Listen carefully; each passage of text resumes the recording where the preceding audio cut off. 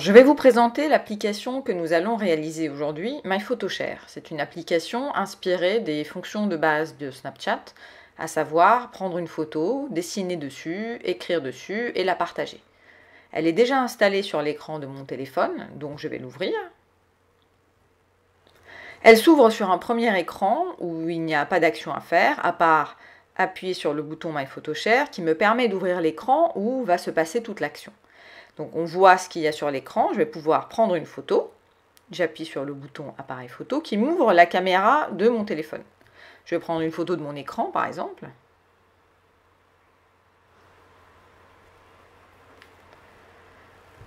Ok, je récupère la photo sur l'écran de mon appli, je vais écrire dessus, je choisis le jaune. Je prends le rouge.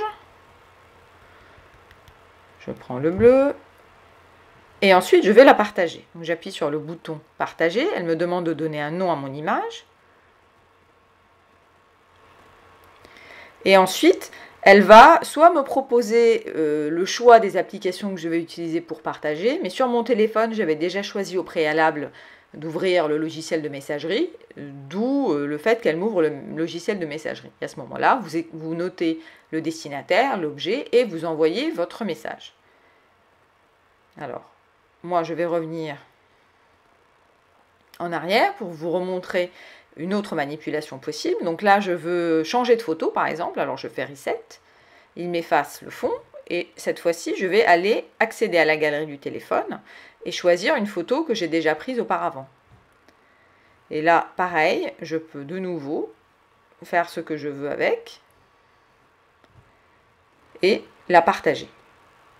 Voilà, donc voici l'application que nous allons réaliser ensemble. Alors, quel est le comportement que je veux coder? Même si là il a l'air simple, c'est important de prendre le réflexe de réfléchir au schéma de mon application et au comportement de l'application avant de se lancer bien en tête dans la réalisation. Donc dans notre cas, on va d'abord se focaliser sur le comportement de base. D'ailleurs, l'application que je vous ai montrée est simple.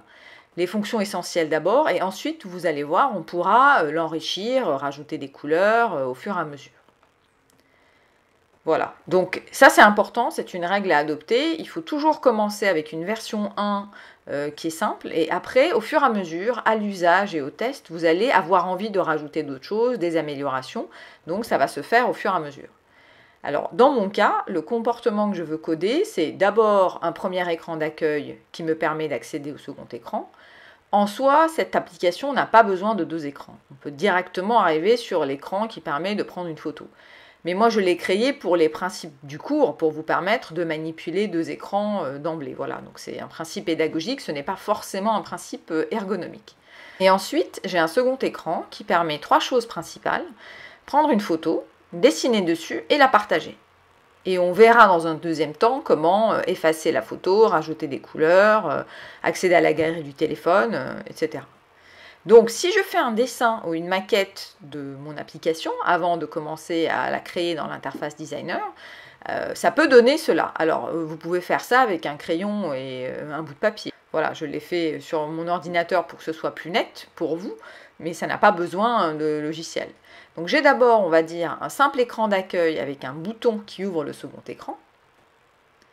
Et quand s'ouvre le second écran, mes fonctions de base sont les suivantes. J'ai un endroit où s'affiche la photo que je veux prendre, un bouton pour pouvoir prendre la photo, un choix de 2 ou 3 couleurs de base pour pouvoir dessiner dessus, et un bouton pour pouvoir partager la photo. Au départ, je n'ai pas besoin d'autre chose.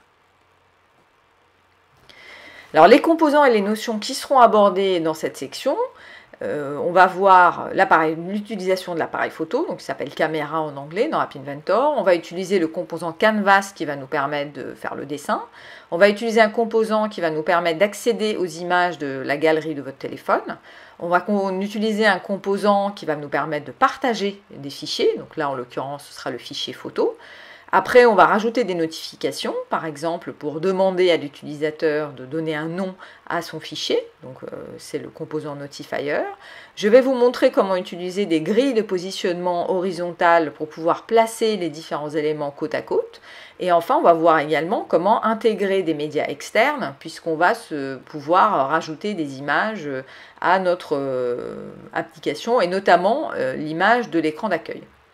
On va également voir, en termes de notions, la manière dont une application gère différents événements, puisque celle-ci particulièrement est une somme d'événements. On va voir des premières notions de variables et également des notions de design, d'ergonomie de l'interface, d'expérience utilisateur et la manière de créer des boutons personnalisés.